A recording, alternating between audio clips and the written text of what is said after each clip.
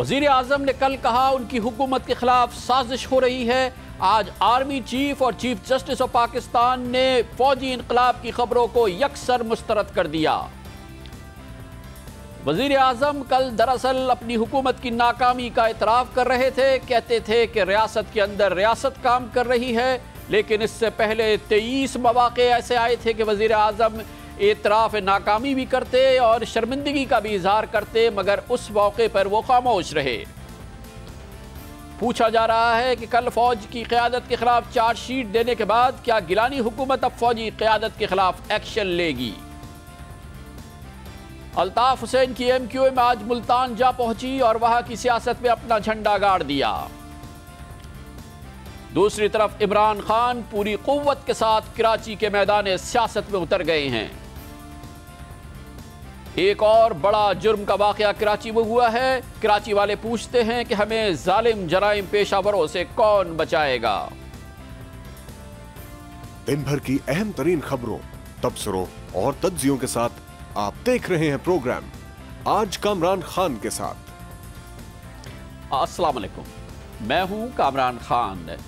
Chief of army staff general Ashfaq Parvez Kiani और chief justice of Pakistan जनाब justice Iftikhar Mohammad Chaudhary ने कल वज़ीर आज़म यूसुफ रज़ा गिलानी की जानिब से कौम को दहला देने वाली इस खबर के जवाब में कि उनकी हुकूमत के खिलाफ साजिश हो रही है, उनकी हुकूमत को समेटने की कोशिश की जा रही है, आज यकसर बयान दिया। Chief justice of Pakistan supreme court of Pakistan में उन्होंने कहा कि पाकिस्तान में वो दौर ख़त्म हो गया जब फ़ौजी हुकूमतों को या फ़ौजी इनकलाब को अदालतों की हिमायत हासिल होती थी। इस किस्म का कोई इम्कान नहीं है। दूसरी जानिब chief of army staff general Ashfaq Parvez Kiani ने एक गैर मामूली बयान दिया। फौजियों से बात करते हुए chief of army staff general Ashfaq Parvez Kiani ने कहा कि पाकिस्तान में फौजी हुकूमत के आने की इत्तलात कतन गलत है और इस किस्म की कोई बात नहीं। जनरल कियानी ने यह भी कहा कि फ़ौज जमहूरियत की हिमायत करती है और कर रही थी और करती रहेगी। Chief of army staff general Ashfaq Parvez Kiani ने यह याद दिलाया कि फ़ौज और उसके जवान हर सूरत में पाकिस्तान की सरहदों की भी हिफाजत करेंगे और पाकिस्तान की कौमी सलामती के उमूर पर भी। जनरल कियानी ने यह बात जोर देके कही कि किसी भी सूरत में कौमी सलामती के उमूर पर कोई भी समझौता नहीं किया जाएगा। जनरल कियानी और chief of army staff general Ashfaq Parvez Kiani और chief justice of Pakistan Iftikhar Chaudhry के आज के बयानात इंतहाई अहमियत के हामिल हैं। इन अफवाहों के हवाले से, हुकूमत की इन सरगोशियों के हवाले से और कल चीफ ऑफ आर्मी और कल वज़ीर आज़म यूसुफ रज़ा गिलानी की उन तकारीर के हवाले से जिसमें उन्होंने कौम से ये कहा था वज़ीर आज़म की हैसियत से कि उनकी हुकूमत को समेटने की कोशिश की जा रही है।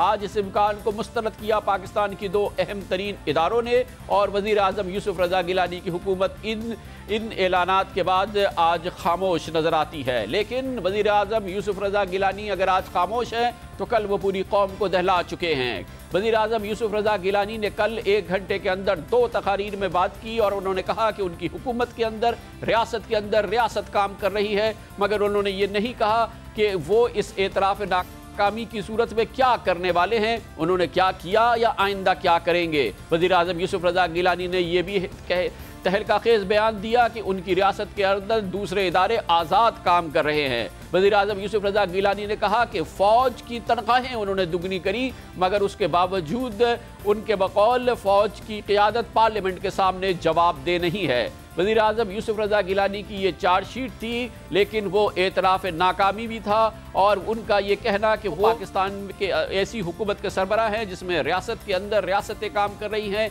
इदारे उनको जवाबदेह नहीं है, इंडिविजुअल्स को जो है वो किसी को या पार्लियामेंट को जवाबदेह नहीं है, वो एतराफ़ नाकामी था। लेकिन वज़ीर आज़म यूसुफ रज़ा गिलानी का ये एतराफ़ नाकामी 2 तकारीर में पहली बार सामने आया है। पहली बार वो एतराफ़ नाकामी कर रहे थे अपने पौने 4 साल हुकूमत में, लेकिन इस पौने 4 साल के दौरान मुताद्दिद ऐसे मौके आए कि उन्हें शर्मिंदगी का इजहार भी करना चाहिए था, एतराफ़ नाकामी भी करना चाहिए था, जैसे जमहूरियत में उनके लेवल के लोग किया करते हैं। जमहूरियत और जमहूरी हुकूमतें अवाम के सामने जवाबदेह होती हैं। अवाम के सामने शर्मिंदगी का भी इजहार करती हैं, और अगर उनसे गलती होती है या वो किसी बड़ी फाश गलती के मुर्तकिब होते हैं तो वो इस्तीफे देते हैं। ऐसे वाक़यात जिसमें वज़ीर आज़म यूसुफ रज़ा गिलानी को नाकामी का इतराफ़ करना चाहिए था, इजहार शर्मिंदगी करना चाहिए था, और जैसे कि महज़्ज़ब जमहूरियतों में होता है, ये ऐसे वाक़यात हैं जिस पे उन्हें इस्तीफ़ा देना चाहिए था या इस सिलसिले में कोई गैर मामूली कदम उठाना चाहिए था। 23 ऐसे मौक़े आए, कम अज़ कम 23 ऐसे मौक़े आए पिछले 3.25 साल के दौरान जिसमें वज़ीर आज़म खामोश रहे। उन्होंने उस किस्म का इजहार नाकामी नहीं किया जैसा कि वो कल कर रहे थे, उस किस्म की उन्होंने बेबसी का इजहार नहीं किया जैसा कि वो कल कर रहे थे। आइए वो 23 वाक़यात जिसमें वज़ीर आज़म को इजहार नाकामी करना चाहिए था उसी तरह से जैसे कि उन्होंने कल किया, आपको सुनाते हैं और दिखाते हैं एक एक करके। 26 अक्टूबर 2011 सिविल जज इस्लामाबाद महमूद हारून ने 43 करोड़ रुपए के गबन के मुकदमे में वज़ीर आज़म के मीडिया कोऑर्डिनेटर मियां खुर्रम रसूल को इश्तहारी मुल्ज़िम करार दे दिया। मियां खुर्रम रसूल को वज़ीर आज़म यूसुफ रज़ा गिलानी ने मीडिया एडवाइज़र मुकर्रर किया था। अब वज़ीर आज़म सेक्रेटेरिएट में उनको दफ्तर दिया था, और मियां खुर्रम रसूल ने जिन लोगों को अपना निशाना बनाया, खुल्ला फ्रॉड के ज़रिए वज़ीर आज़म ने बिलमुशाफ़ा उनसे मियां खुर्रम रसूल के साथ मुलाकात की थी। अब ये शख्स 60 करोड़ रुपए के फ्रॉड में मुलव्विस है और गायब हो चुका है। वज़ीर आज़म यूसुफ रज़ा गिलानी अब उसकी खबर भी नहीं लेते और कौम से इजहार शर्मिंदगी भी नहीं करते। 15 मार्च 2011 वफाकी वज़ीर मजहबी उमूर हामिद सईद काज़मी वफाकी वज़ीर आज़म की काबीना के रुकन को हज करप्शन स्कैंडल में मुलव्विस होने पर रावलपिंडी की मुकामी अदालत के इहाते से गिरफ्तार कर लिया गया। वज़ीर आज़म यूसुफ रज़ा गिलानी को इजहार शर्मिंदगी करना चाहिए था, इजहार नाकामी करना चाहिए था, इसी तरह से जैसे कल वो कौमी असम्बली में आए, या उन्हें कहना चाहिए था कि ये किसी फौजी साजिश का नतीजा है या किसी रियासत के अंदर रियासत ने काम किया है कि उनकी काबीना के एक वज़ीर ने हाजियों को लूट लिया है। उस पर यह इल्ज़ाम है कि उसने हाजियों को करप्शन का निशाना बनाया है, लेकिन वज़ीर आज़म यूसुफ रज़ा गिलानी बावजूद खामोश रहे। 26 अक्टूबर 2011 वफाकी वज़ीर हाउसिंग मखदूम फैसल साले हयात रेंटल पावर करप्शन केस में हुकूमत के खिलाफ दलाइल देने के लिए सुप्रीम कोर्ट में पेश हो गए। गैर मामूली वाक़या है। वज़ीर आज़म यूसुफ रज़ा गिलानी को बताना चाहिए था कि इसके पीछे भी कोई साजिश है। रियासत के अंदर रियासत ने उनकी काबीना के एक सीनियर वज़ीर को मजबूर किया कि वो उनके खिलाफ करप्शन के सबसे बड़े केस में गवाह बन जाए। वज़ीर आज़म अब भी इस मामले पर आज तक खामोश हैं, उस तरह से नहीं गरजे हैं जैसे कि वो कल गरजे थे जब उन्होंने कहा था कि रियासत के अंदर रियासत काम कर रही है। देखने में यह आता है कि रियासत के अंदर रियासत उनकी अपनी हुकूमत के अंदर काम कर रही है। 23 फरवरी 2010 को ऐसा ही मौका था जब उनके वफाकी वज़ीर ख़जाना जनाब शौकत तरीन ने अपने ओहदे से इस्तीफ़ा दे दिया। वज़ीर आज़म यूसुफ रज़ा गिलानी को पता होना चाहिए था कि उनके वज़ीर ख़जाना जब अपने ओहदे से इस्तीफ़ा दे रहे हैं तो वो हुकूमत की बदउनवानियों की बात कर रहे हैं, संगीन बदउनवानियों की बात कर रहे हैं और उन चीज़ों की भी बात कर रहे हैं जो अब बड़े करप्शन स्कैंडल की हैसियत से वज़ीर आज़म के सामने खड़े हैं। जनाब शौकत तरीन ने न सिर्फ ये कि किराए के बिजली घरों के मामले में हुकूमती इक़दामात की मुखालफत की थी, बल्कि उन्होंने कौमी इदारों में जारी करप्शन को रोकने की भी कोशिश की थी, लेकिन बिलाखिर उन्हें रुखसत होना पड़ा। वज़ीर आज़म आज तक खामोश हैं, एक लफ्ज़ उन्होंने नहीं कहा कि उनका वज़ीर ख़जाना क्यों गया। अब से थोड़ी देर कबल हमारे प्रोग्राम में जनाब शौकत तरीन ने कहा कि किराए के बिजली घरों के मामले में बराह रास्त उन्होंने वज़ीर आज़म को चैलेंज किया था, मगर वज़ीर आज़म ने कहा था कि उनके लिए सियासी मामला है। मैं तो बिल्कुल कैबिनेट के बीच में मैं एक अकेला शख्स था जो बिल्कुल इसके अगेंस्ट था और उसके ऊपर काफ़ी बहस हुई है, लेकिन प्राइम मिनिस्टर ने कहा ये हमारा पॉलिटिकल डिसीजन है और आप बताएं कि आप किस तरीके से राज़ी होंगे। तो मैंने कहा इसके ऑडिट करवा दिया जाए, इंडिपेंडेंट ऑडिट करवाएं जिससे हमें पता चलेगा कि ये वाकई हम ठीक कर रहे हैं या नहीं ठीक कर रहे। उन्होंने मेरी बात मानी और एशियन डेवलपमेंट बैंक का ऑडिट हुआ और वो रिपोर्ट हम सब के सामने। एशियन डेवलपमेंट बैंक का ऑडिट हुआ, उसकी रिपोर्ट सामने है और एशियन डेवलपमेंट बैंक कहता है कि पाकिस्तान ने सरासर नुकसान का सौदा किया है। एशियन डेवलपमेंट बैंक हैरान था कि किराए के बिजली घर आखिर हुकूमत पाकिस्तान ने साइन क्यों किए। वज़ीर आज़म यूसुफ रज़ा गिलानी इस मामले पर खामोश हैं। उन्होंने उस तरह से वो नहीं गरजे जैसे कल वो कौमी असम्बली में गरजे थे 2 जून 2010 को, जब हुकूमत की मालियाती की टीम के रीढ़ की हड्डी governor state state bank Salim Raza ने इस्तीफा दे दिया। हुकूमती मनमानियों के खिलाफ गैर मामूली वाकया था कि गवर्नर स्टेट बैंक चंद माह गवर्नर रहने के बाद अपने ओहदे से इस्तीफा दे दे। किसी भी जमहूरियत के लिए यह हिला देने वाली खबर थी। मगर यही नहीं, बल्कि 13 जुलाई 2011 को सलीम रजा की जगह आने वाले शाहिद कारदान ने भी गवर्नर स्टेट बैंक की हैसियत से इस्तीफा दे दिया। मालियाती टीम का एक और अहम रुकन हुकूमत की मनमानियों के खिलाफ अपना ओहदा छोड़ कर चला गया। 13 माह के दौरान 2 गवर्नर स्टेट बैंकों के इस्तीफे हुए।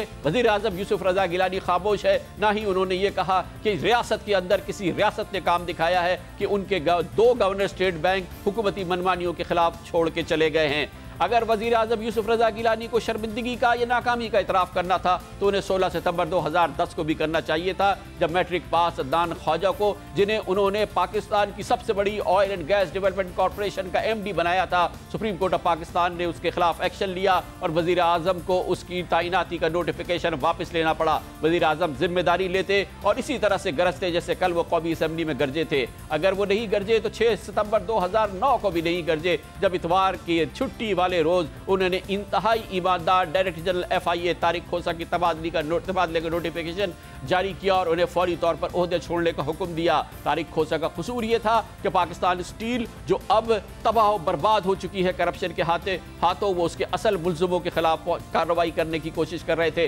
लेकिन इतवार की छुट्टी के रोज वजीर आजम यूसुफ रजा गिलानी ने तारिक खोसा की छुट्टी कर दी। वजीर आजम यूसुफ रजा गिलानी ने इस मामले में नहीं कहा कि अगर उन्होंने एक ईमानदार डायरेक्टर जनरल FIA की संडे वाले दिन छुट्टी की है तो क्या यह रियासत के अंदर रियासत ने काम दिखाया। 4 सितंबर 2009 को वजीर आजम यूसुफ रजा गिलानी ने 54 अफसरान बेशमूल 12 वफाकी सेक्रेटरीज को खिलाफ कानून तरक्की दे दी और जिसमें ग्रेड 22 में तरक्की दी गई, जिसका सुप्रीम कोर्ट ऑफ पाकिस्तान ने नोटिस लिया। वजीर आजम ने मेरिट की खिलाफ वर्जी की थी और अब वजीर आजम यूसुफ रजा गिलानी इस बात पर खामोश रहे कि आखिर क्यों उन्होंने इतनी बड़ी तादाद में अफसरान को मेरिट के खिलाफ तरक्की दी और फिर अपने हुक्म को वापस लेना पड़ा। वजीर आजम इस मामले पर भी खामोश रहे हैं।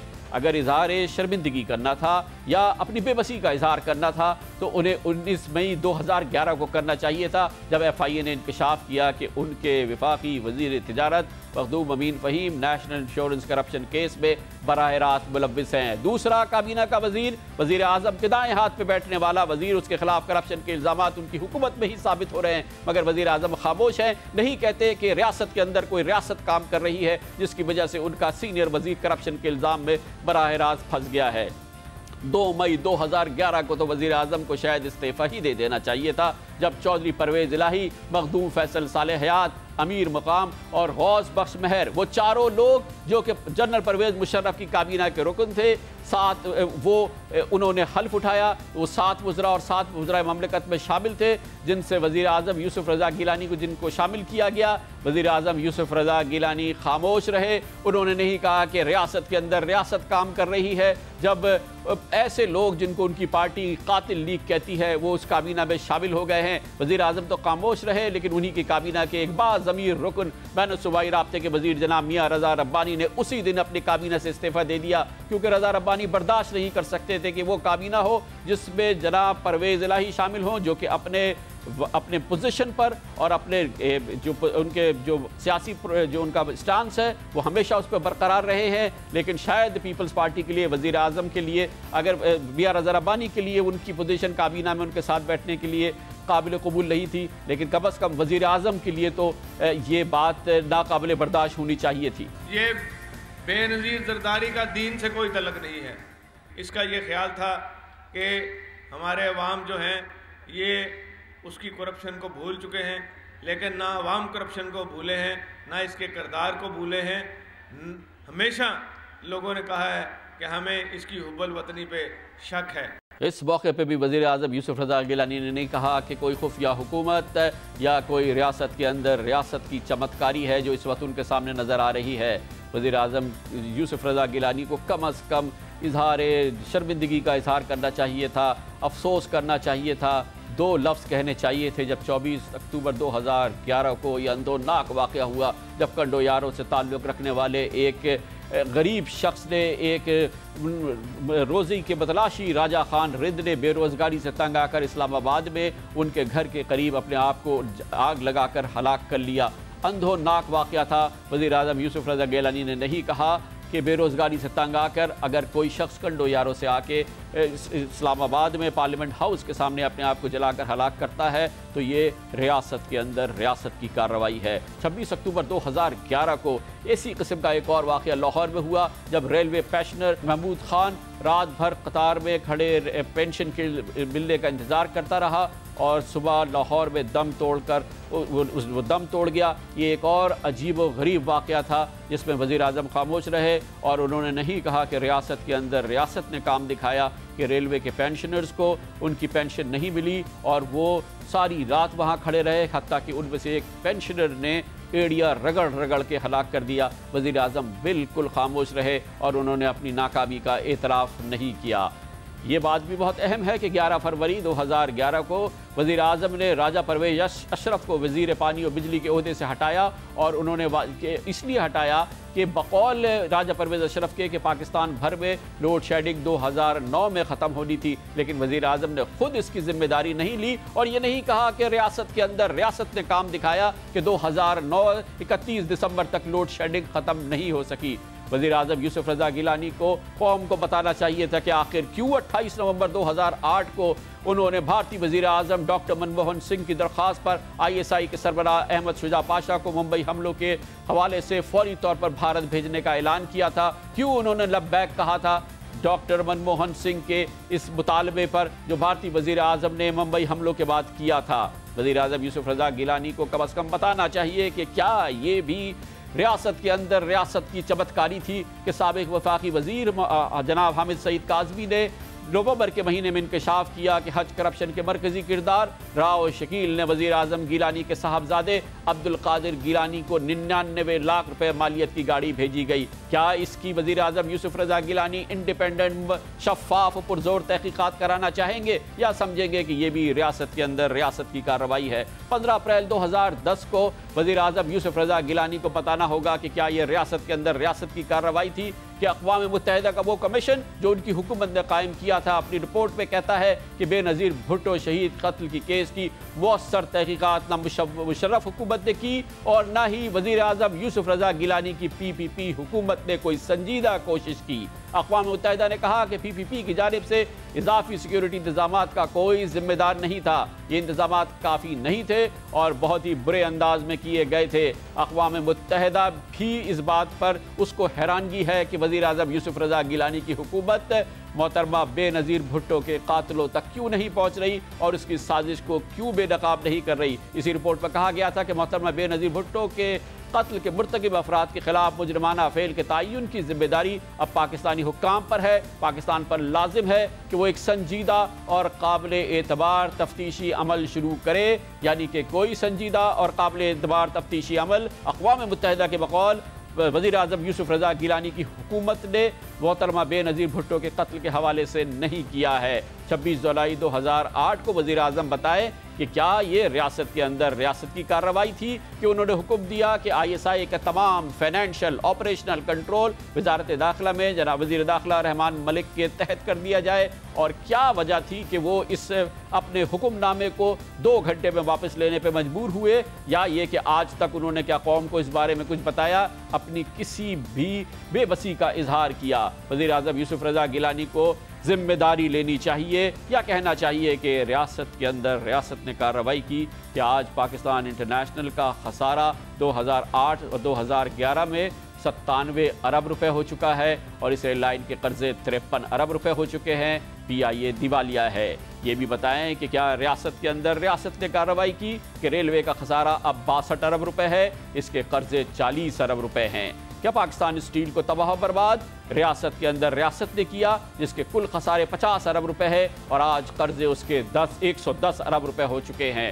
वज़ीर आज़म यूसुफ रज़ा गिलानी कम अज़ कम कौमी असम्बली में आएँ और इस बात का इजहार करें कि आखिर क्या वजह है कि कि 19 दिसंबर को अब से चंद रोज कबल स्टेट बैंक ऑफ पाकिस्तान ने अपनी सालाना माशी रिपोर्ट में कहा कि पाकिस्तान की माशी तरक्की 4.5% हदफ के बजाय सिर्फ 2.4% रही है। सिसक रही है पाकिस्तान की मईशत। वज़ीर आज़म का स्टेट बैंक कहता है कि रियासत के अंदर रियासत ने पाकिस्तान की मईशत को बिठा दिया है। पिछले माली साल में सरमायाकारी की शरह 13.4% रही, जो 1973 के बाद सबसे कम तरीन सतह है। वज़ीर आज़म बताएं कि क्या ये रियासत के इदारे आज़ाद हैं और इंडिविजुअल्स काम कर रहे हैं, या वो बेबस हो गए हैं कि पाकिस्तान में डॉलर जो अब से 3 साल पहले तक 60-65 रुपए में मिल रहा था, आज 90 रुपए से ऊपर की सतह तक पहुंच चुका है।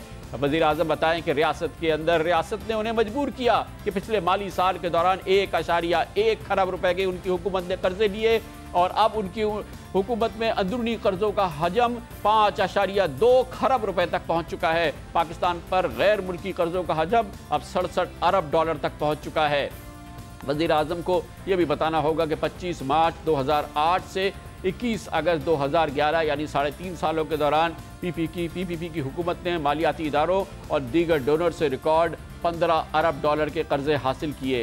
ये भी उन्हें बताना होगा कि आखिर क्यों 17 दिसंबर 2011 को उन्होंने पाकिस्तानी कौम से ये पैगाम दिया कि अहम कौमी सलामती के मामलात में बेहतर है कि अमेरिका के साबिक जनरल जेम्स जोन्स का बाना की बात को मान लिया जाए, उनके हलफनामे को दुरुस्त तस्लीम कर लिया जाए। मेमो मामले पे वज़ीर आज़म ने ये शर्मनाक फैसला किया कि वो जनरल कियानी और जनरल पाशा के बयानात को नहीं मानते। उन्होंने कहा कि मेमो का मामला जनरल जेम्स जोन्स के एफिडेविट की रोशनी में तय हो गया है, अब इसमें मज़ीद किसी तफ्तीश की गुंजाइश नहीं है। वज़ीर आज़म यूसुफ रज़ा गिलानी को चाहिए था कि वो 22 दिसंबर 2011 को रियासत के अंदर रियासत कायम करने की इजाज़त नहीं देने के हवाले से बताते कि वो फ़ौज समेत और तमाम इदारों को जो कि उनके पार्लियामान और उनके सामने जवाबदेह नहीं हैं, कानून से बालातर हैं, तो इस सिलसिले में उन्होंने क्या कार्रवाई की, क्या उन्होंने किया कि पाकिस्तान में ये इदारे अब उनकी रिट कायम हो और वो इदारे उनके और पार्लियामेंट के सामने जवाबदेह हों।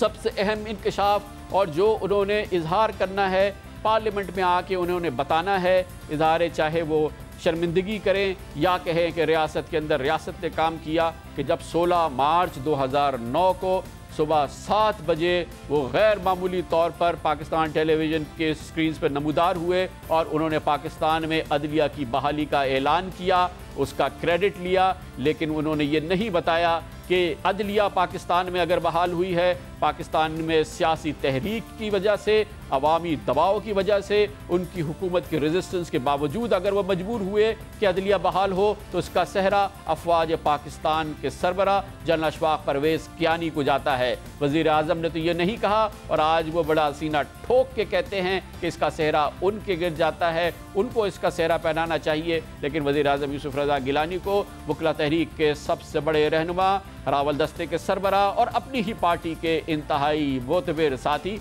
एतजाज़ एहसन की ये बात सुननी होगी। मियां नवाज शरीफ साहब, हमज़ा शरीफ, साद रफ़ीक और मैं, हम बैठे हुए थे गाड़ी में इकट्ठे जब मुझे जनरल साहब का फ़ोन आया, तो उन्होंने कहा कि मैंने आपको इसलिए फ़ोन किया कि मैं आपको बताना चाहता था कि प्राइम मिनिस्टर साहब 3 बजे सुबह, और अभी 11 बजे थे तकरीबन लगभग, कौम से ख़िताब करेंगे और आपके जो तहफ़्फ़ुज़ात हैं, आपकी जो कंसर्न्स हैं, the word use was your concerns, I think your concerns will be addressed in those. पहले से इत्तला जनाब एतजाज़ एहसन को दी chief of army staff general Ashfaq Parvez Kiani ने कि अदलिया बहाल हो रही है, हुकूमत अब मजबूर हो गई है कि वह अदलिया को बहाल करे, और यही इत्तला जनाब नवाज शरीफ को भी दी थी चीफ ऑफ आर्मी स्टाफ ने, और वो भी एक अलहदा बयान में इस बात की तस्दीक कर चुके हैं। तो वज़ीर आज़म कौम को बताएं कि अगर वो सबसे बड़ा क्रेडिट लेते हैं कि अदलिया की बहाली का, तो कौम को बताएं कि अदलिया को बहाल, और अदलिया आज जिस तरह से रोबस्ट अंदाज में काम कर रही है, तो इसका सहरा अगर किसी शख्स को जाता है पाकिस्तान की अवामी तहरीक, वकला की तहरीक और अवामी दबाव के बाद, तो वो अगर हुकूमत में किसी को जाता है तो वो जनरल कियानी को जाता है। ये तल्ख एक हकीकत है और तल्ख एतराफ़ है जो अभी वज़ीर आज़म को करना बाकी है। वज़ीर आज़म ने कहा कि हुकूमत के अंदर हुकूमत काम कर रही है, क्या इस दावे पर एतबार करें। बिल्कुल इसी तरह से जैसा कि दुनिया भर की जमहूरियतों में होता है, दुनिया भर की जमहूरियतों में क्या वज़ीर आज़म यूसुफ रज़ा गिलानी जो चीज़ें हमने 23 आपको पहले बताई कि ऐसी चीज़ें या ऐसे वाक़यात या ऐसी स्कैंडल्स किसी और जमहूरियत में सामने आए, किसी और महज़ब जमहूरियत में शामिल आए, तो क्या हुकूमत बरकरार रहेगी? क्या वज़ीर आज़म उस जमहूरियत के बरकरार रहेंगे? क्या वो किसी किस्म का कोई बड़ा एक्शन किए बगैर बदस्तूर हुकूमत करते रहेंगे? जो लोग आज वज़ीर आज़म की पीठ ठोक रहे हैं कि उन्होंने फ़ौज को आड़े हाथ लिया, उन्होंने रियासत के अंदर रियासत की बात करी, वो भी ये बताए कि ये जो तमाम चीज़ें पिछले 4 साल के दौरान हुई हैं, क्या कोई जमहूरियत इस चीज़ को बर्दाश्त कर सकती है? कहीं पर भी आवाम अपनी जमहूरियत में इन चीज़ों को बर्दाश्त कर सकते हैं? लेकिन क्योंकि वज़ीर आज़म यूसुफ रज़ा गिलानी कहते हैं कि रियासत के अंदर रियासत है, तो उनकी इस बात को मान लिया जाए, लेकिन उनकी बात को उसी तरह से देखा जाए जैसे कि वो कहते हैं कि वो बहुत सादा वज़ीर आज़म हैं। जब वो चलते हैं तो सिर्फ 4 गाड़ियों में चलते हैं। अपनी स्क्रीन पे आप देखें जमहूरियत और पाकिस्तान की जमहूरियत में क्या फ़र्क है। आपकी स्क्रीन के दाएं हाथ पे बरतानिया का वज़ीर आज़म डेविड कैमरॉन हल्फ लेने के लिए जा रहा है, 3 गाड़ियाँ उसके साथ हैं, सिग्नल पर वो रुक रहा है। बाएं जानिब वज़ीर आज़म यूसुफ रज़ा गिलानी का काफ़िला है। अगर आप इसको देखें तो 1 किलोमीटर से लंबा काफ़िला है, गाड़ियाँ हैं कि ख़त्म होती नहीं हैं। तकरीबन 100 के करीब गाड़ियां हैं जो एक वज़ीर आज़म को लेके, पाकिस्तान गरीब तरीन मुल्क है, एक मंजिल से दूसरी तरफ लेके जा रहे हैं। और दूसरी जानिब आप देख रहे हैं कि सिग्नल पर 2 गाड़ियां जो रुकी हुई हैं, उसमें एक गाड़ी बरतानवी वज़ीर आज़म डेविड कैमरॉन की है। लेकिन वज़ीर आज़म यूसुफ रज़ा गिलानी का फरमाना है कि वो तो 4 गाड़ियों में सफ़र करते हैं। जहाँ तक अभी प्रोटोकॉल्स की बात होती रही, I did not disturb them. Even when I went to America, उधर भी ट्रैफिक रोकी गई थी मेरे लिए। न कि सिर्फ ट्रैफिक रोकी गई थी, हेलीकॉप्टर्स भी मेरे ऊपर उन्होंने वो भी गार्ड कर रहे थे।